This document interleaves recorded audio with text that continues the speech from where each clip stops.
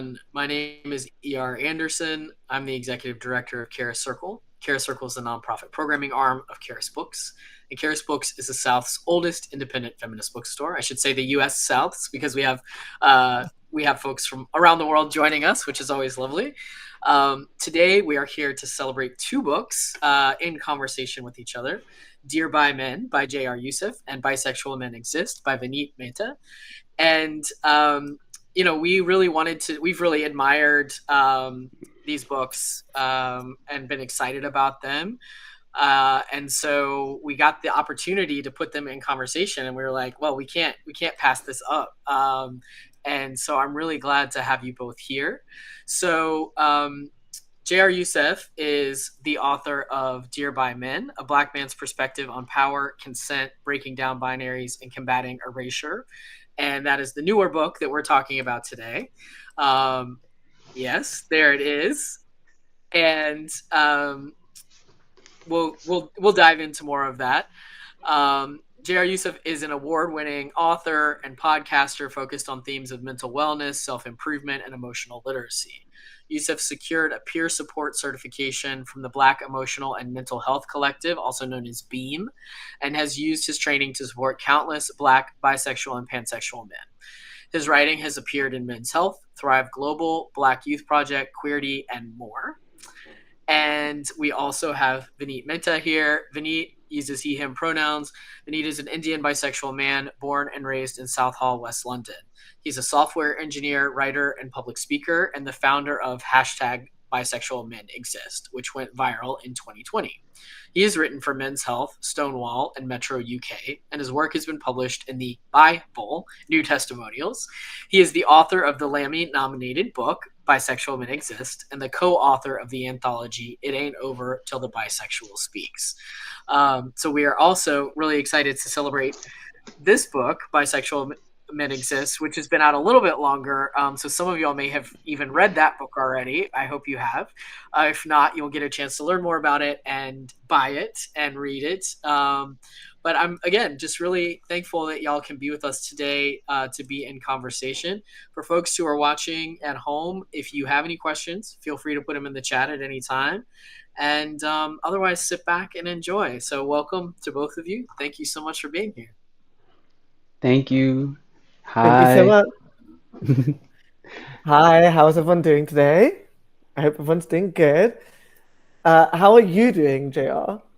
I'm How are you feeling okay. about your book? I'm Like, it's very feeling exciting. good. Yeah, it is pretty exciting. I'm feeling pretty good. Today is a nice, warm Sunday, so I'm just kind of like feeling a little lethargic just because of that. But overall, Yeah, I'm pretty good. I'm pretty good. How it's about been a you? really sunny Sunday here, and obviously now the sun's setting, and I'm ready to like go to sleep. Which is why Yeah, you of may course. slowly see that like I'm getting darker and darker on the screen as the sun just sets. But I'm doing good. Yeah. I guess we should start off our conversation with, I guess, how we met, which is through Twitter. Yeah. Um, I first came across you through your hashtag Bisexual Men Speak, a hashtag that you've used on so many different platforms to talk about so many different things. You had YouTube playlists on it. You used it to create conversations and share videos on Twitter. And I think it's been really important when I first came to Twitter to see that and to see what bisexual men were saying and the conversations that we were having.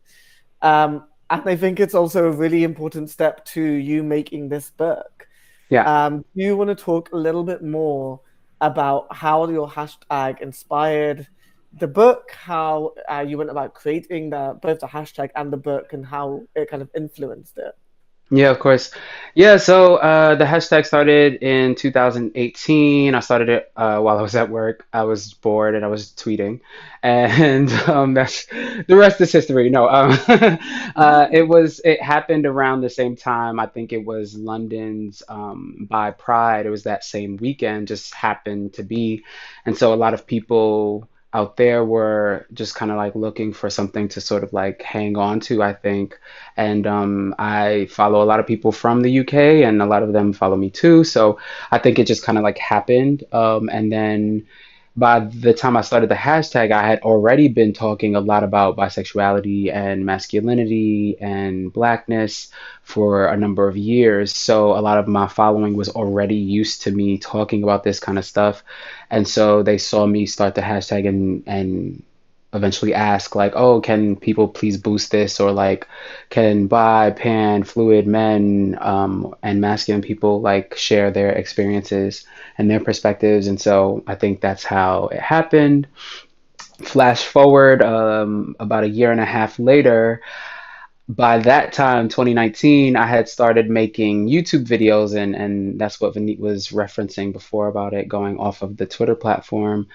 And I was making these YouTube videos and still just kind of very like shy or nervous, I guess, and feeling a little out of my waters. You know, I'm a writer, so I was feeling a little like, what's the word, like unfulfilled by doing YouTube videos about it, to be honest. And so I was like, okay, I have been doing this for a little while, like a year and a half. Why don't I like put some of the most interesting things together that I've learned while doing this hashtag into like a comprehensive sort of like book, you know? And that's really one of the ways that the book was born.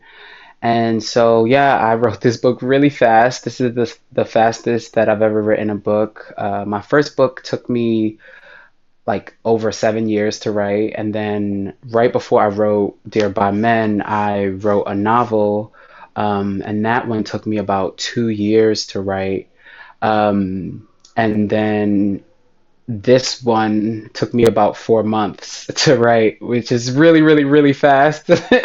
Like that's like extremely fast. Like, like, yeah. So, I think that part of the reason why it happened so quickly is because by the time I had actually gotten to the desk to sit down and write, I had already been doing so much of the research just throughout my life, just to really feel valid as like a bi person. Like, you know, that's really why I was watching so many shows with so many bi characters, or reading so many books, or reading and learning so much about psychology and neuroscience, really just to feel valid, because it felt like there was nowhere else where I was going to find that, you know, that like affirming voice or proof that I am real, you know? Yeah, and I think that that's been so important to so many people. I know for me, like I said, it helped inspire me. It helped me, understand the conversations bisexual men were having. It's helped me just see that bisexual men were there, and like I think that's also what drove me to make my own hashtag. Like I think there's so much power in trying to create those narratives, and especially what you say, where it's like really understanding the fact that no one else is going to make those stories for you, because so many things like Hollywood are just failing. And so going, well, I'm going to make it myself, I think is so important. Before I continue, I am going to put a light on because it's getting very dark in here. So bear Okay, with yeah, me. that's fine. Okay, don't worry. Yeah, thank you for saying that. Hollywood. I hate putting on the big light, if you Oh can't yeah. tell. So it's just, I was like, I'm hoping the lamps would be enough, and they were not. Uh, Um, Cool. I want to carry on the conversation with more about what you put into your book. And one of the things that you really injected into your book is your own personal experiences. It's sort of like a semi-memoir in terms of, you go through your own experiences and how you navigated your own sexuality, and also just how you navigated your life through all of this stuff. Uh, can I ask how was it for you in terms of sharing those kind of intimate moments? Was there anything that came up where you were like, do I share that? Is that too far? Or is that, is it giving up too much of myself? How do you navigate that part of your book? yeah, so I think one of the one of the good things about writing this book in particular was like I was like, I think I'm gonna have a hard time getting this published. Like, I don't know if it will be published. And Yeah. so, you know, that can definitely be like a huge barrier. But I think for myself, I was like, oh, this is not going to get published. So let me just write whatever I want to write. Like, this is not going to get picked up. Let me just write whatever I want. Like, let me just put in what I think is the most interesting story. Let me just do whatever I want to do. Let me not think about, like, oh, are books written this way? Like, have I read books like like this? No, no, no, no. Let me just write whatever I want to write. This is not going to get picked up anyway. Whatever. Like, you know what I mean? I was like, this is Yeah. too niche. Like, this is too niche. It's not just that I'm talking about bisexual men or bisexual black men. I'm also using like black feminism, and I'm also using like psychology and neuroscience and blah blah blah. I'm like, this is not gonna get picked up. So why don't I just write a book that I find interesting? Who knows what will come of this? Maybe I'll just have to turn this into like a PDF that's like available for free for like community members. Yeah. Um, but yeah, I think I just took that like freedom or like that daunting idea of like, oh my God, who's gonna publish this? Nobody. And just like kind of was like, oh yeah, well, nobody's gonna publish this, so I don't have any like restraints or restrictions. You know what I'm saying? So that was certainly present during like writing the first draft and in the early days, and then eventually it was like, oh, somebody does want to publish this. Okay. Oh my God. Wait, what did I write in here again? What did I? So, as a person who makes content on the internet, so one of my rules for myself to help keep myself safe is I usually don't put things out there that I'm still working through.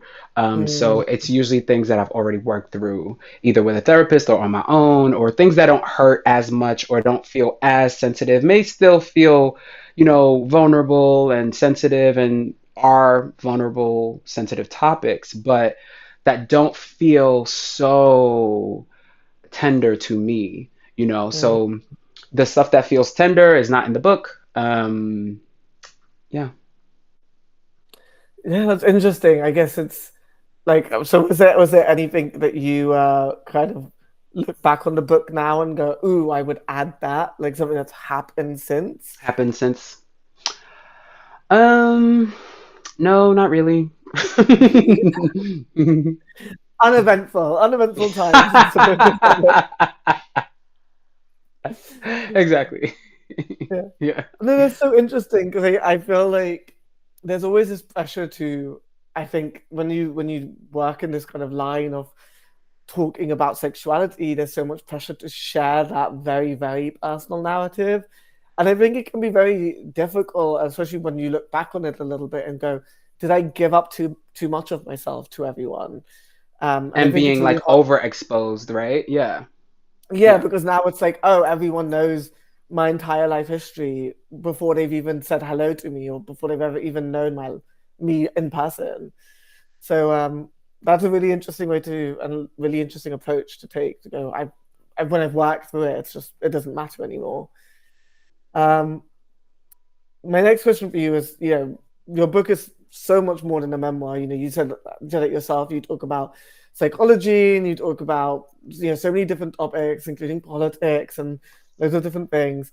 One of the things that I really liked about your book is that not only did you discuss these topics, but you also really try to impart, firstly, some of the wisdom that you've gained through going through this yourself.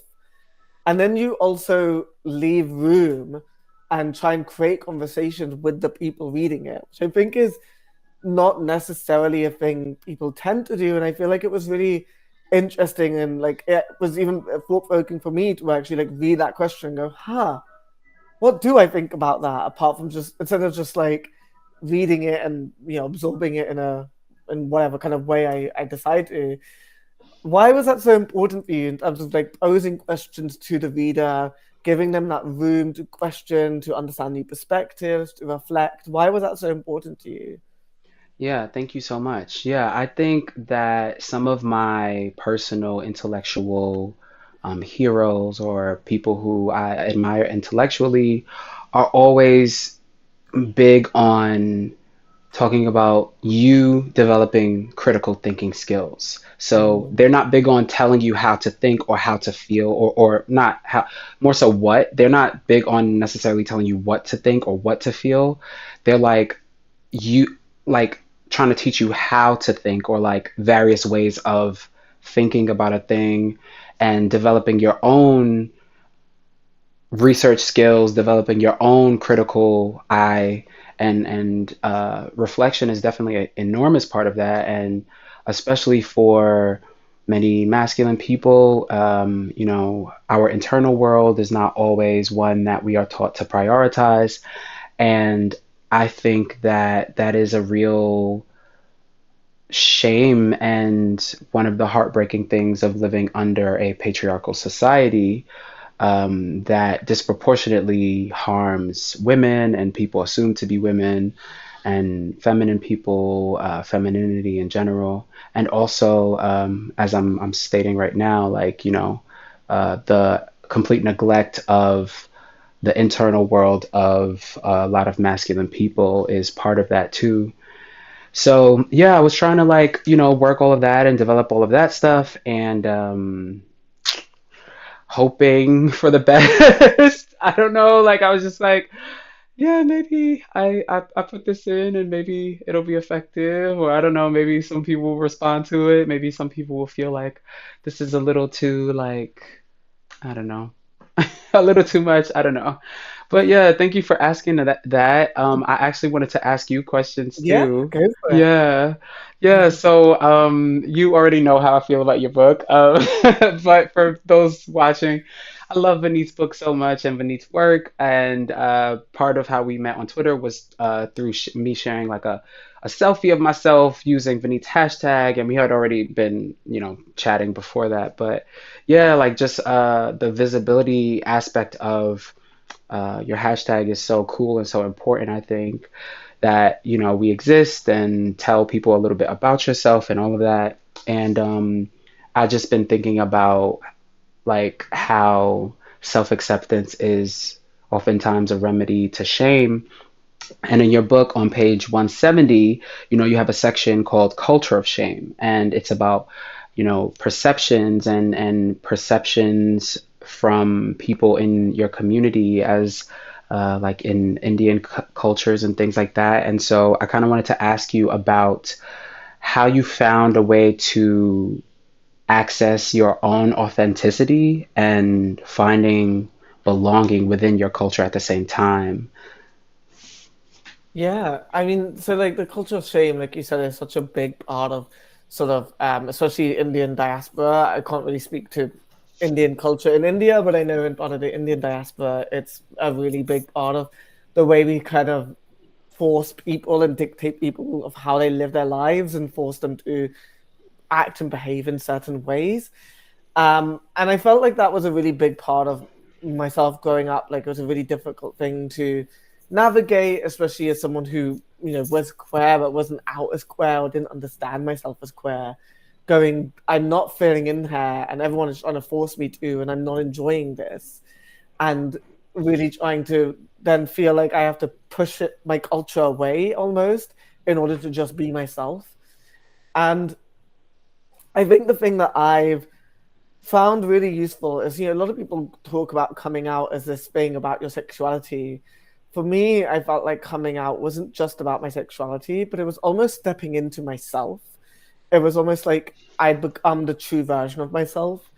And that allowed me to really get to a point where, because I'd come out as bisexual, because I'd come out as something sort of away from this norm, I'd now reached a place where I could throw that entire norm away, because I just wasn't part of it anymore, and I could never be part of it again. And so really allowing myself to reevaluate the entire way of my entire life. Like, how do I want to live? How do I want to grow? How do I want to work? How do I want to have relationships? How do I want to, and including how do I want to interact with my culture? And how does my culture work itself into my life? And I think finding belonging and finding my culture really came through finding queer parts of my culture. It was finding other queer South Asian people who existed within their South Asian culture, but at the same time were queer and interacting with their culture in a way that wasn't conventional or traditional or the norm. Because again, it's what they were already outside of it, like I was, so they can make of it what they wanted to. So that's really how I found belonging. That's really how I found myself within it.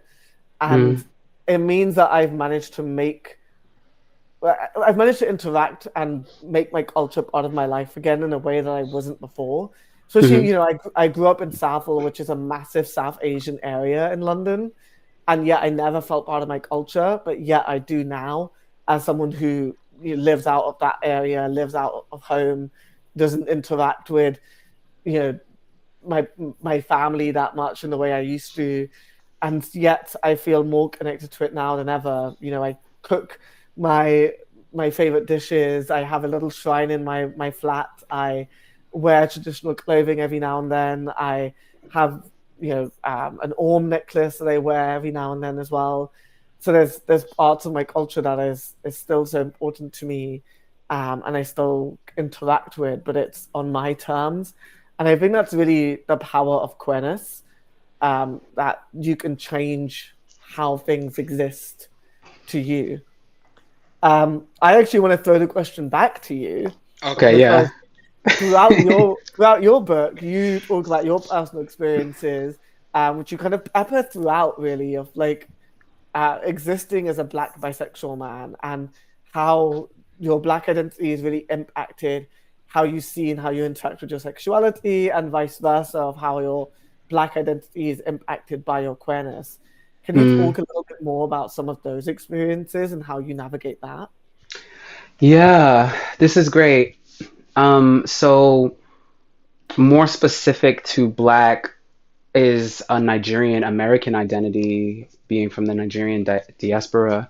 And so that has been really a lot more challenging for me to sort of try to integrate, especially because of the erasure of queerness in Nigeria that's current day and historic, because of British imperialism. Nigeria was colonized by England. And so with that colonization came tons and tons of demonization of LGBTQ plus peoples, but even outside of LGBTQ plus peoples, demonization of the ways they thought about gender and sexuality and the ways they engaged, and how prior to that, it was a lot more common to find society organized by age rather than by gender. So patriarchy definitely still existed in parts of Nigeria, but it was way more common. Um, the oldest person or age was more, and that was across genders. Um, so yeah, that has been really, really, really challenging for me to sort of integrate. But I guess I just started with myself. I started with self acceptance. Like, nobody can take away from me like the fact that I was raised by two Nigerian people, and I was brought up on certain dishes. I was brought up on certain music, on certain garb, on certain ways of thinking about the world and about problem solving, blah, blah, blah. Nobody can take that away from me. You know what I mean? And that just is. And so, yeah, I think that when creating more safety for myself and that meaning that I needed to spend less and less time with certain Nigerian people, I was just like, okay, well, what is left? Like, what music is left that I can still engage with and feel like I'm living in integrity, and what music, and what dishes and clothes and blah, blah, blah. And it's been nice to find other people, other queer Nigerian diaspora people, to connect with, especially ones who have similar political commitments. That's been really, really rewarding. But I would say that is very hard. Yeah. And then I guess more generally to Blackness and bisexuality, yeah, there's like a lot more evidence, or like a lot more, like I can more easily find like tons of like Black, bisexual, pansexual, fluid people throughout history and throughout like present day. Um, and Yeah, I just kind of feel like, yeah, like I'm Black and queer, and I know tons of people who are, and I can pretty easily find it on the internet and stuff. And Yeah, like you said, like I make it more personal to me. Like what parts of this are harmful, and what parts do I still want to retain and like, create my own version of or build upon, you know? Yeah. Yeah, thank you for asking me that. I Of wanted to course. talk to you about something else on page 170 of your book. You talk about how uh, people weaponized a father's absence against queer men. And this is Mm, like, it's so wild that this is like such a like across the globe, like a across the globe phenomena. like oh, your dad wasn't in your life, that's why you came out queer, or whatever. And so yeah, I kind of wanted to talk about that, and how even maybe a little larger than just like maybe queer men and queer boys, how like men's absence or men's um, negative actions are solely ever like their responsibility, you mm. know? Yeah, I mean, because that was a really interesting part when I spoke to because that was a part that came up when I spoke to a couple of other people for my book, and they mentioned this concept to me, which is something that wasn't necessarily I had experienced myself, but I found really fascinating, and exactly what you say, it's kind of like the men's failure to assert this level of masculinity onto their sons means that they somehow turn out to be queer is something that I just it's just something that I found really bizarre because I'm just like I don't understand how that impacts anything. And again, I think it just comes back to this concept that I spoke about really early in my book of phallocentrism and this idea of, you know, like when people have sex with a man, it changes them. And it's this concept of like what is and this idea of implicit inversion theory, which is not a real thing, but something that in society we believe that when you are someone who is queer, when you are a queer man, you are somehow less masculine. And it's this idea that they're so intertwined, that masculinity is so intertwined in heterosexuality, it's so intertwined with having sex with women, of like colonizing behavior, and the very idea that you are to be penetrated by another man robs you of it, strips you of this power. It's this power hungry, obsessed concept of masculinity that is something that Mhm. I could definitely relate to, in the sense of throughout my life I was told that I needed to be strong, I needed to be, I needed to not cry, I needed to not show emotion, I needed to be supportive, I needed to be there. And yet even when I was doing that, I wasn't doing it the right way because I was doing it through emotion. And it's just I don't know, I will never understand the concept of masculinity that exists in our society. I find it insane, I'm sorry. This is really good, and like I don't know if other people know this. Well, I don't think they do. I relate to you so much. Like you have no idea, because like it's when it comes to like bi, pan, fluid men or masculine people, I kind of do see like a big split between like if people perceive you as heterosexual or if people perceive you Mm, as like gay. And so as a person who similarly like growing up, you were always thought of as being like soft or gay or whatever, like mm, same. So yeah. I feel like our experiences are so similar. And Mm, what I have come to see is that like these concepts of masculinity and femininity, like these categories, have always been at war with me, have always been antagonistic toward me yeah. since before I was born. And a lot of that is racial, like about racism and about white supremacy. It's about, you're not masculine enough, or you're not feminine enough, or, oh, like you're doing it wrong. And like, I see it used against so many people who are not bisexual, who are not bisexual men, bisexual black Mm, men. And I don't know, I guess I would like for people to really maybe recognize that. I feel like people sometimes feel like they're not allowed to like question or challenge these concepts of masculine and feminine. Like they feel mm, like that's like this thing that we're not allowed to say, that, oh, this idea has caused me great, great, great immense harm and pain, of never being enough. Yeah. Right. And I feel like a lot of queer people say that, and understand that. But like, I feel like people who are not queer talk around the fact that like these Yeah. concepts have caused you immense, immense, immense harm and still actively do. Yeah. And actually at times encourage you to cause harm because you're trying to Yeah. be masculine enough or whatever. Yeah, I that was something that I always find really interesting is it's not only about the fact that we talk about toxic masculinity, and so often we talk about this idea of toxic masculinity as a way that it harms men harm others through it, but we don't talk about the fact that they are also harming themselves, and when they're harming other people, they're often doing it because they're also hurting. And I'm not Mm, trying to say that, oh, we need to go, oh, take sympathy on these men that are doing all of these really awful things to women and queer people and blah blah blah.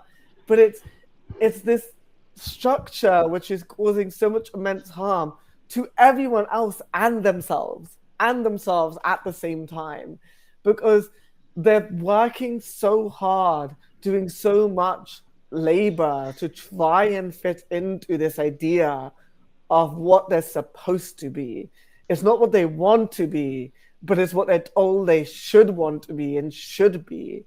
And I just think about how much better everything could be if we just broke this all down. And I think, when we talk about, oh, we need to do these things to help men. And I'm like, what we really need to do to help men is actually make sure that they're listening to all the stuff that we're doing to help women when we're trying to uplift women and trying to show how important and how successful and how what women can be everything. We need to show them, look, women can also be these things. Like, it doesn't matter. Like, what it means to be a man doesn't matter. And like, it was this idea that men need to be strong. It's like, but women are also strong. So even if you decide to cry and therefore you're being more for women are also strong. Like, we're on this equal playing field. And I think we focus too much of like, every time I see messaging around trying to help men, it's through this masculine lens of like, well, you're still manly if you cry. And I'm like, we need to not say this anymore. What we need to mm, say is, you don't need to be manly. It's okay. And mm. yeah, I don't know. I I no find the whole concept so no no I really understand what you're saying. I think I'm trying to like, I get what you're saying. I think that to some people hearing that, that might mean that who they are, yeah. because they understand themselves as men, who they Mm, are is like not necessary. And that's not what you're saying. What you're talking about is no. the concept and the idea, created by white heterosexual, cisgender blah blah blah patriarchy, Mm, is this concept that is separate from you, that you are yeah. trying to achieve and stay in line with, which is specific regionally and culturally, and changes. And Yeah. so that idea, like you're trying to achieve this idea, you need to put that away because that is causing you harm and that's causing you maybe to also engage in harming others. Yeah. And I think also on this same vein of talking about harm, I definitely encounter people, men and women and binary people who um, feel justified in harming men because they're interacting with men as an idea rather than with the man's actual actions, Yeah. and the particular man in front of them. And so I just want to acknowledge that.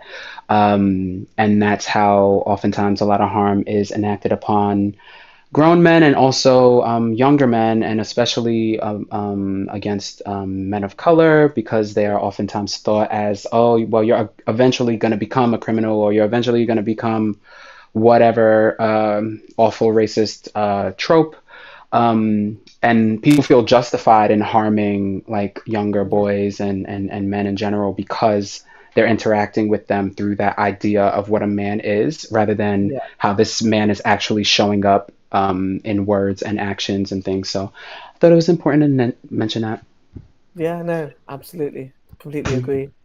I was just going to mention, I think we've got, what, half an hour left. So just want to remind people that if you do have any questions, there's a little Q&A box. You can put questions in there, or you can put it in the chat, and we'll also read it from that. So please do ask us some questions, and we'll open up to you near the Yeah, end.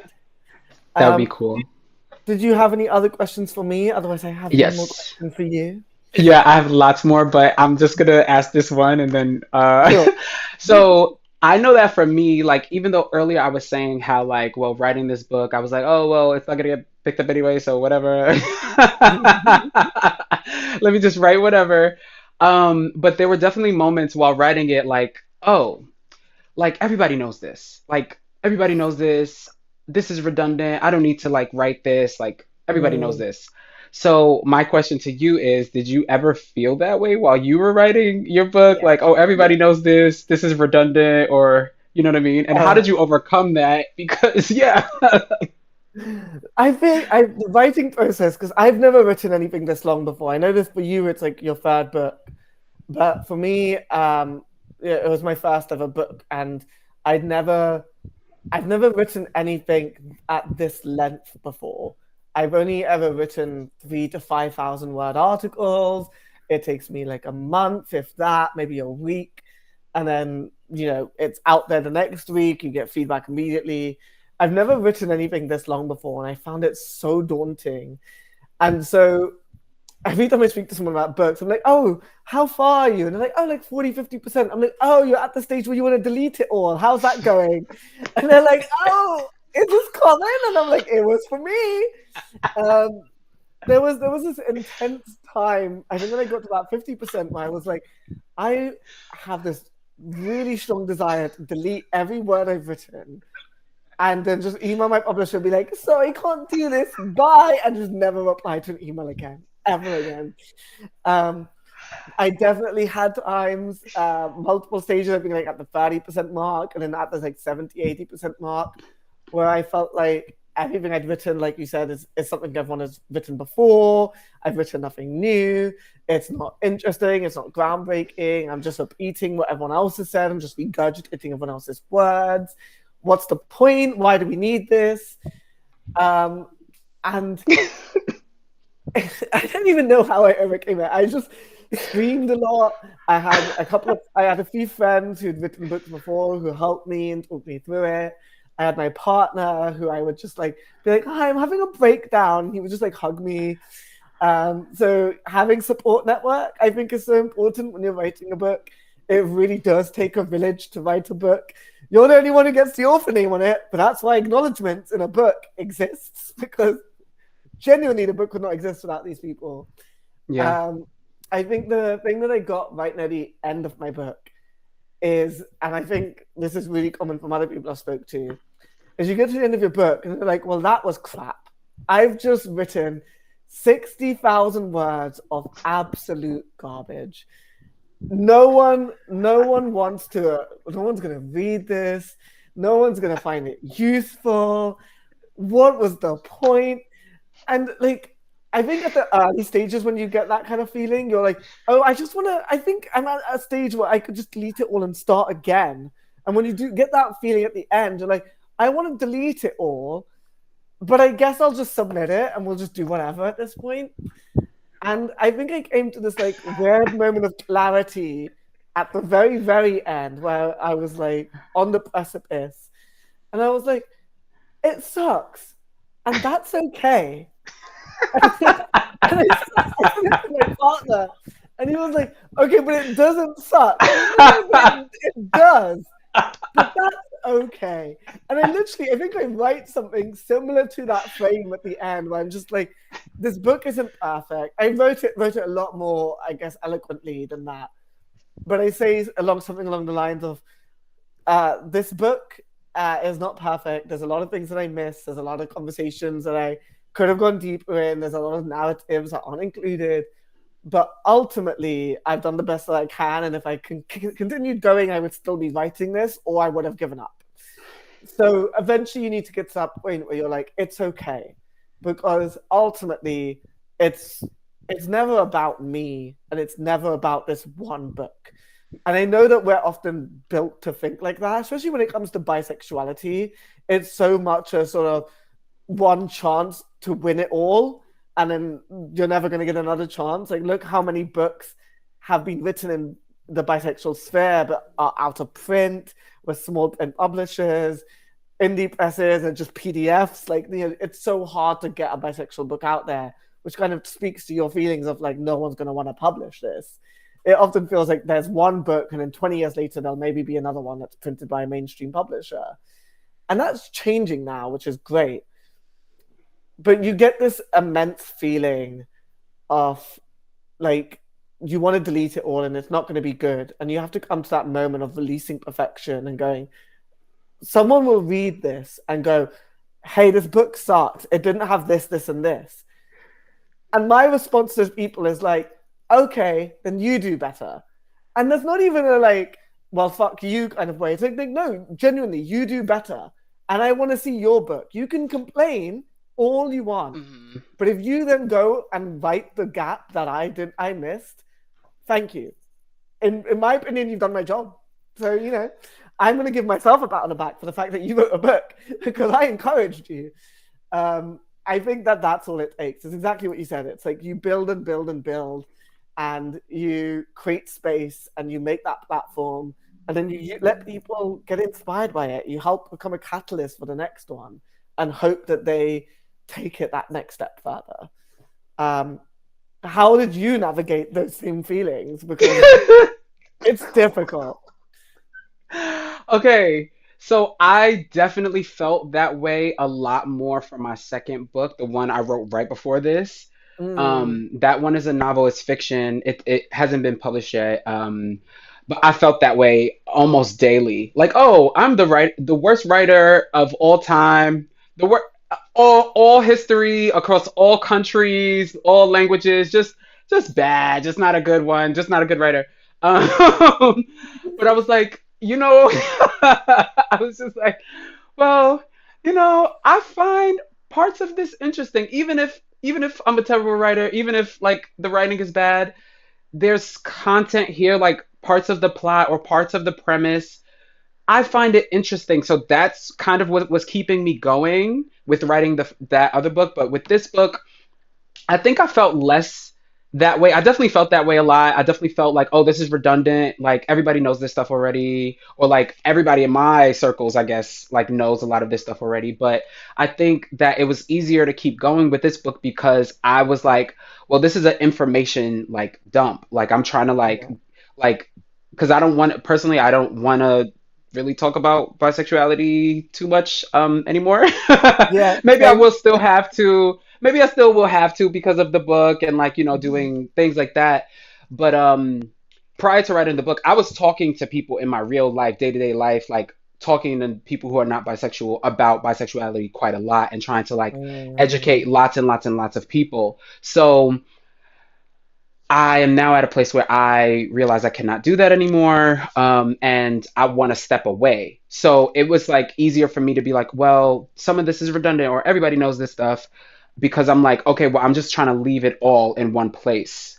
So it's okay, even if it's redundant, it's okay. I just want to leave it in one place, and it's here, and people will be able to access it, and great, whatever. I don't care. And then next time you feel that conversation bubbling up, you're like, you know what? I have a really good book you can read. Yeah, here it is. It's my book. Go buy that, and then we'll talk in 6 to 8 months after you've read it. Yeah. And I think there's so much power in that in terms of like kind of getting that. It's sort of cathartic almost, like kind of get that out of your system, and then Mm, go, right, now I've said everything I feel like can meaningfully say on the topic. And ultimately, if anyone wants to have the conversation, they can just go read it. I don't need to keep explaining it. I'm going to open the floor to, we've got a couple of questions come in. So I'm going to read those out. So the first one that we had come in was from Taylor. And it was, at what point did the concept of bisexuality surface for you? As a child of suburban America, I only knew there were straight people, good, and gay people, bad, until I was 14. How do you think we can help more young people understand that there are more than just the binary options? Do you want to start answering Sure. that? Yeah, I'm definitely one of those bisexual people who thought everybody was bisexual. Mm, I remember like being super young and being like, oh yeah, I want to play with people like this and I want to play with people who look like this.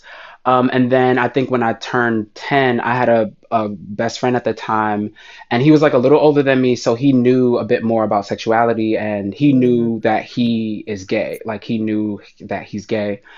And he told me that word, and I think he must have been the first person to teach me about the word bisexual. Thankfully, he knew it, right? But yeah, like I was like, oh yes, when you like both, or when you like people who look like this and people who look like this, yes, yes. mm, So I kind of knew pretty early, I guess, partially because of him, but also because I knew like I like to play with different people. So I didn't mm, like, so that was the concept of bisexuality to me. Like I knew that yeah, I wanted to be around people who looked differently. yeah, Yeah. yeah. That makes sense. For me, I kind of started having those feelings when I was around 11. But for me, I only, again, similar to Taylor, just knew that they were straight and gay. And so when I was going through that, I kind of went, well, maybe I'm gay then, maybe that's what that is. And then I would have a feelings for, a woman or female presenting person and go, oh, maybe I'm straight then. I actually didn't learn any of the words until I was about 17. And that's when I learned bi curious. And that was kind of a girl had come out as bi curious, and it was conversation that was going around the current gossip in high school. Everyone was talking about it, and I was like, "Oh, what's this?" And everyone was like, "Oh, she's come out by curious," and then they were laughing about it and mocking her, and I was like, "Oh, so that's not a thing that we agree on then. Okay, fine. Maybe I can't be that then." And so for me, it really took a long time for. I think that's when the light bulb kind of went off, but I couldn't really come to terms with it for so long because I just felt like I couldn't ever see it. It wasn't visible to me. And no one else was saying it was something I could be. So I think in terms of helping young people understand it, I think it really does come to that really basic level of education and representation is Mhm. really having visibility. Because if you can see it, you can be it. If you can see someone who is bisexual, if they're saying the word, firstly, that educates you. It's like, oh, what is that? And you search it up. And secondly, if you're having those feelings, you can go, oh, that's something that someone is being. That means that I could be that too, and I could use that word too. Um, and then education at like all different levels, which is changing in the UK or has changed in the UK. We do have education all the way from, I think, when people are about 10 or so up to 18 now in schools.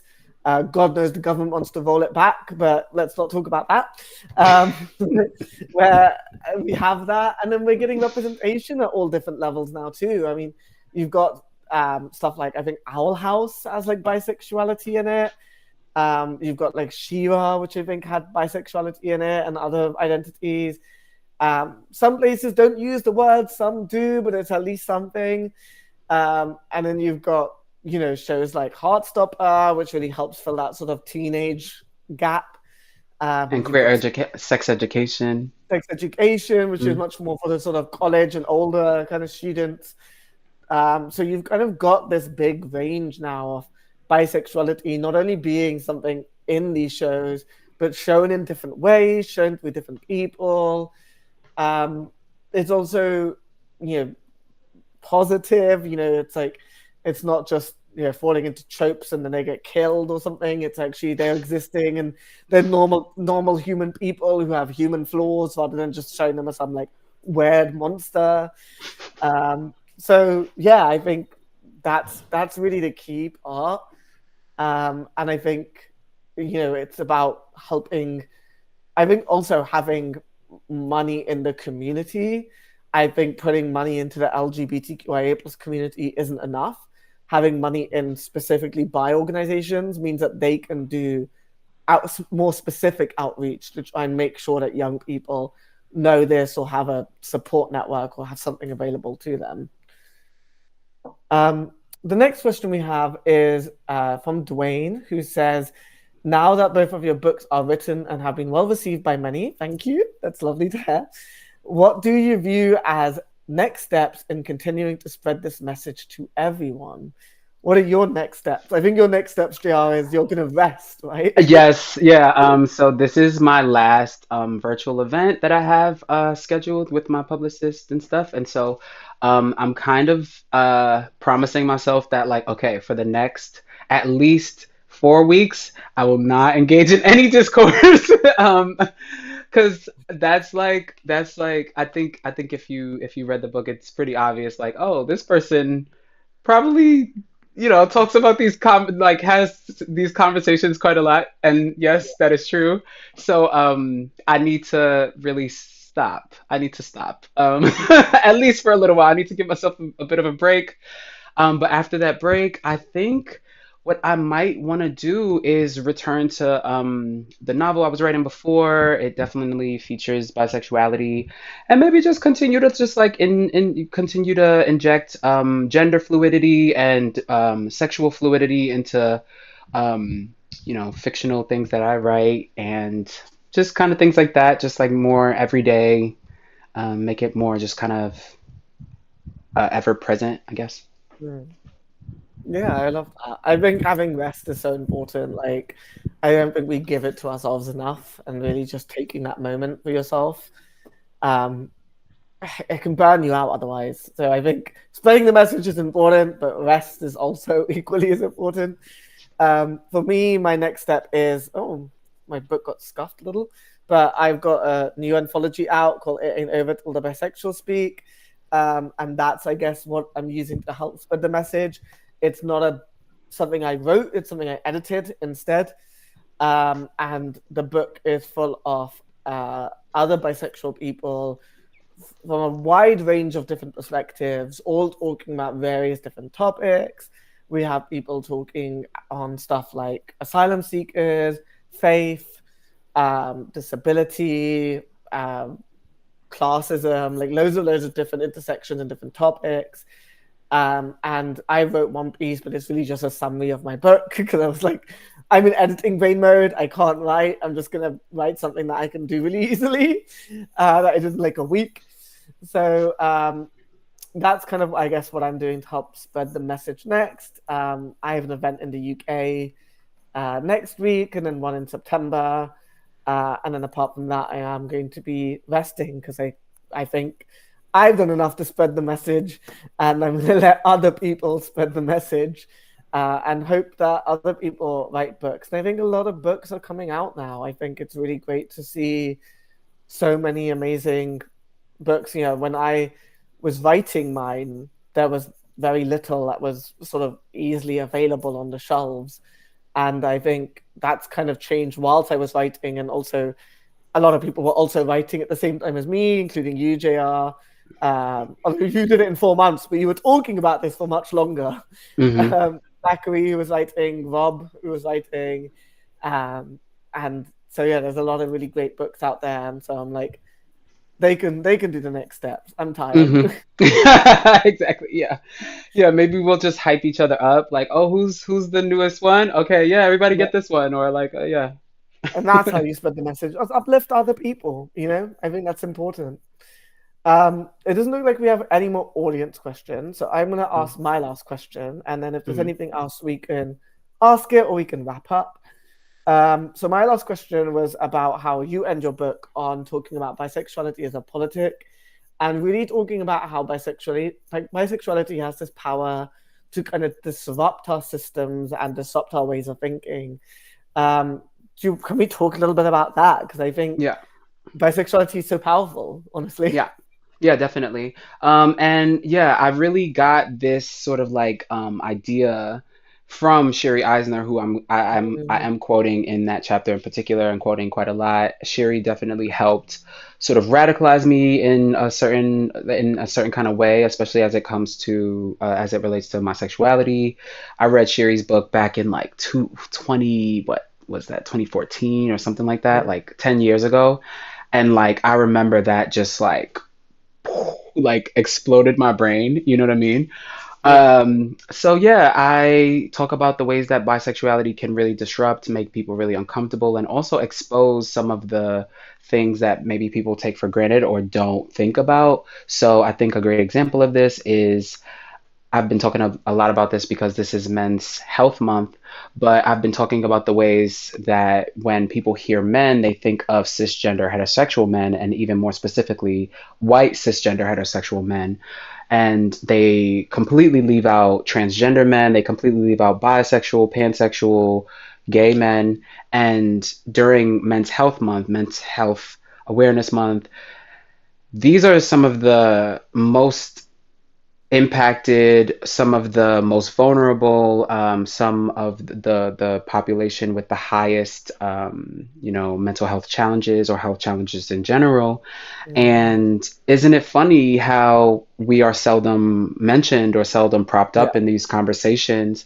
There have been really awful, reductive conversations about LGBTQ Pride Month overshadowing Men's Health Month, yeah, and as though there are not men who are queer yeah, or trans. yeah, It's just like, uh, you know. So yeah, so the reason why I mentioned that is because when it comes to bisexuality, using it as something that shines light on certain assumptions made. So the assumption that when you're talking about men's health, you're talking about white, cisgender, heterosexual, allosexual men. And allosexual is the opposite of asexual. So you're making all of these assumptions and you're lumping everything all together, whereas depending on how you use bisexuality as a politic, you can really expose like the assumptions made and the rules in maybe the rules that are agreed upon in certain heterosexual communities and the rules that are certain that might be agreed upon in certain gay spaces or LGBTQ mhm, plus spaces. And so when you really talk about some of these things that are hiding in plain sight and illuminate the ways in which they ostracize certain people or harm certain people, you are now seen as the problem. It's yeah, not that you expose, like you exposing how these assumptions and how aspects of this culture and community work and harm people means that you are now the threat. And so I'm trying to say to lean into that. And so much of my life has been politicized as a black person and as a feminine person, as a bisexual person. And for so long, I really resisted that, and I really resent that. To be quite honest, I still resent that. That like just my existence is seen as just so radical and so anti. And so I think part of me taking my power back was in this chapter saying, okay, you want to politicize me so bad, let's get political. Like I'm going to politicize it yeah, now. You know what I mean? yeah. I feel like there's so much power in like disrupting a system as well, because I think even when we talk about queerness and queer identity, so much of it can lean into the same structures that harm us. You think about, you know, gay people making this kind of top bottom masc femme narrative that almost is re-upholding the narratives that have existed in the sort of cis allo het society that have been inflicted upon us and have been harmful and detrimental to our well-being. And I think when you start talking about bisexuality and how different that can be and how you navigate society so differently, I think there is so much power. And I agree with you. I think it's this idea. It can be really exhausting to be like my very existence is political, just because everyone else has decided it has to be. But there's also so much power in going, oh, it's political, is it? Okay, then let's have that conversation. Let's destroy this whole system that has made it political in the first place. Um, so yeah, I think it's a really great conversation to have, really. And I think you sum it up really nicely in your book. And like Shuri, I think is a pioneer in this whole kind of. They wrote a chapter for our anthology on bi-anarchism, and they're such a pioneer in this idea of disrupting the conversation or taking a conversation that has been used against you and turning it back on them. Um, but yeah, so if you want another book to read apart from ours, I definitely recommend getting Shuri Eisner's book. And otherwise, I think, are we ready to wrap up? Is there any other Um, questions you wanted to ask? yes, just very Yeah, briefly, go for if it's okay. Yeah, I wanted to just like read a little bit from your book really quickly, if that's okay. So it. this this comes from Bisexual Men Exist, page 208.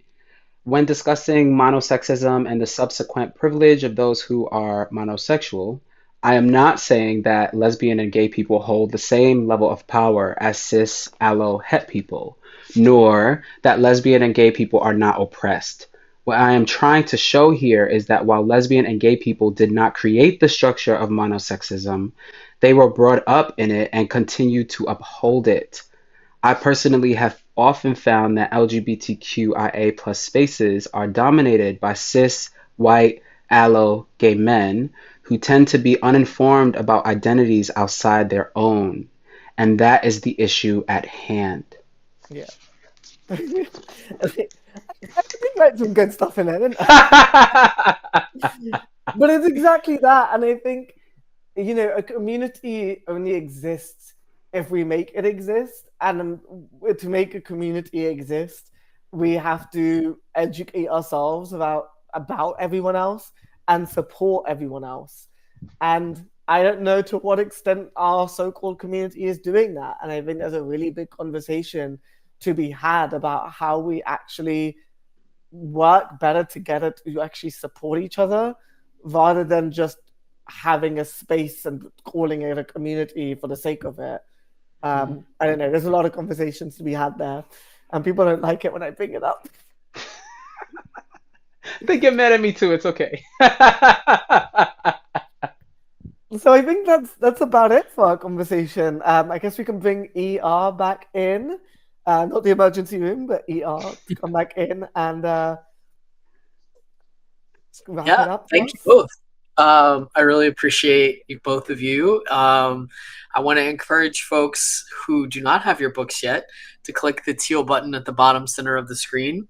That'll take you to the page where you can buy each of these books. And we would love for you to check them out if you have not yet. And we would love for you also to consider, buying one, donating one to a youth center or back to a school that you went to. It's also great to request that your local public library carry these books. That's an important way that folks access books who maybe can't bring them to their, especially young people who maybe can't bring them to their home.